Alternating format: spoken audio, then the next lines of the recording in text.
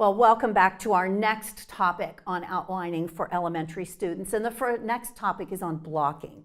So here again, we're going to talk about a piece that you will find in the Faber and Faber Piano Literature Book 1, Late Elementary. This is the Little Prelude by Ludwig Scheidt. You know it. You've probably taught it a million times. This is just the broken chords.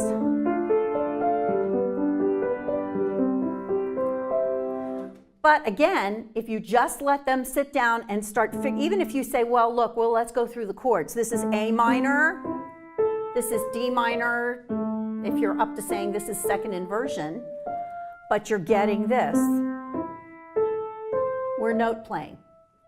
So what we talk about is blocking. Now, my favorite way to block these pieces is one per bar, but I often find that my younger students get overwhelmed by looking over the whole 6 notes of this 6/8 pattern and doing this, which is what I would really want them to do.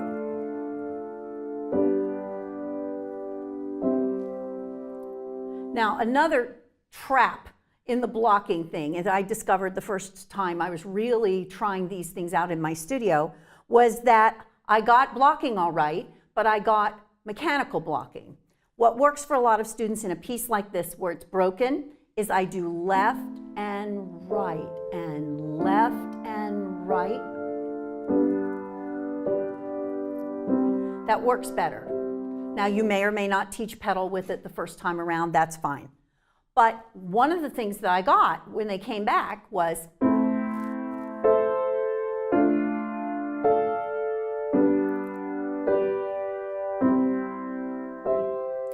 I got my blocks, but I didn't get the melodic line I was hoping for. So one of the things I tell my students, and Rosoff told me many times when I was in process, is play it as if that's the way the composer wrote it. This is the piece. And help them swell and come back. I believe it was the previous video on basic training of, for example, chord progressions. We were talking about how much we hate students that do. Yeah, they have the chord progression, but has nothing to do with music. And this is why Whiteside often was against a lot of the technical studies, is because students were just pounding it out. There was no musicianship involved in it. So there is a big disconnect between playing a scale and musically and finding it in a Mozart concerto. There has to be a segue, a bridge between those skills and how they're actually going to use it in a piece of music.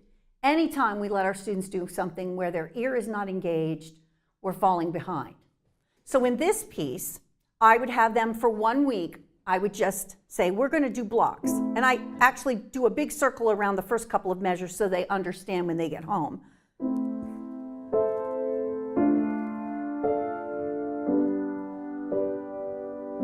Okay, so they're going to come back and play the first page or however much I assign of it in that way.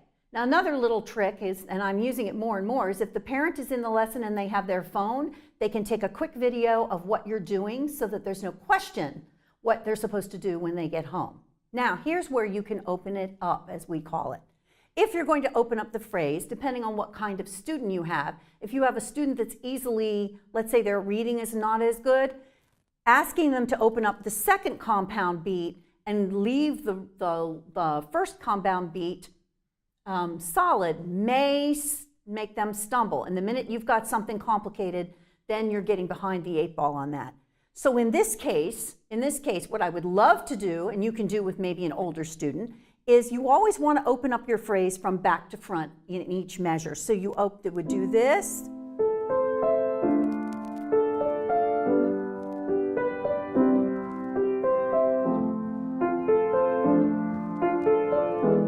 There's your musical idea. Now, if that's a little overwhelming and then they start doing this because they can't remember that they're supposed to play this solid and this open, then just tell them to open it up. And so forth. So that would be week 2, provided week 1 is satisfactory. The second thing I always tell them to do as they're learning the piece over a period of weeks, and maybe they're going to play it on a recital or something, is we don't say, good, we blocked it, we're done. We block before we open every practice session, because that continues to solidify the chords underneath their hand. it solidifies the memory that you may be asking them to do, and it gives them another way of practicing than just pounding through the notes multiple times. They learn about harmony. This is a chance for you to talk about, if you're doing basic triads, you can talk about what triads they are and even mark them in. But they also get that sense of security that they have played that pattern in their hands as a unit instead of each individual note. Now let's move on to another piece that you might use this with. This is called The Harp Player by Anton Kraus. And this is in Mastering the Piano by Bigler and Lloyd Watts. This is level 1, another repertoire piece that you may be using. This is called The Harp Player, very similar, very similar. And this one has the same manner.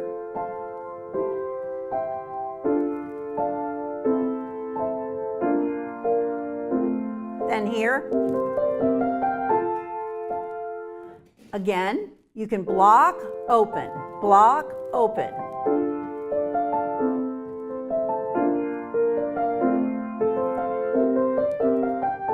Or when you're first learning this and they're having a little trouble with this, they can cluster it. Now when you cluster, let me back up to say, if you look at the fingering on that measure, it's 3, 1, 2, 3, shift, 1, 2. They're not going to be able to be religious about how they do that fingering. It's going to be 3, they might do 1, 2, 3 again. It's not essential that they follow the fingering exactly. They're trying to get the sense of it going together, such as that. So you can mix clusters and blocks. Whatever occurs to you, there is no wrong way to do this. And you can do this, look at, this is the core of what they do in primary and book 1s. They have stepwise passages that are 5 notes, or even if you're doing something which has many of the wonderful books that have things that they do the clusters up and back, you can cluster that first so they get the feeling, you know.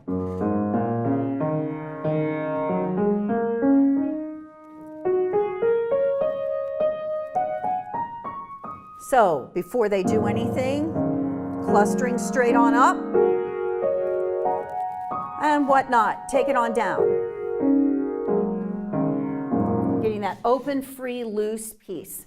And I think when you're picking repertoire for students, I think it's important to find those pieces with those wonderful patterns that go up per 3 or 4 octaves to give them that sense of the sweep of the piano as early in their training as they possibly can, rather than just stick with, okay, we're in 5-finger patterns, that's what we're going to do for the first 18 months. I think anytime you can do that, you have come a long way in doing that. One of the newest books out, it's probably about 3 years old, is Dennis Alexander and another author that wrote a book of rote pieces, and the name escapes me, but it's a wonderful book put out by Alfred. And you can use those as rote learning, but what does it teach? It teaches this wonderful over the hand and back down freedom. And the sooner we get our students free and willing to go up and down, the less the mechanical they will become. So we're going to finish this section out and then move on to our next introductory section on melodic outlines and right and left hand combinations.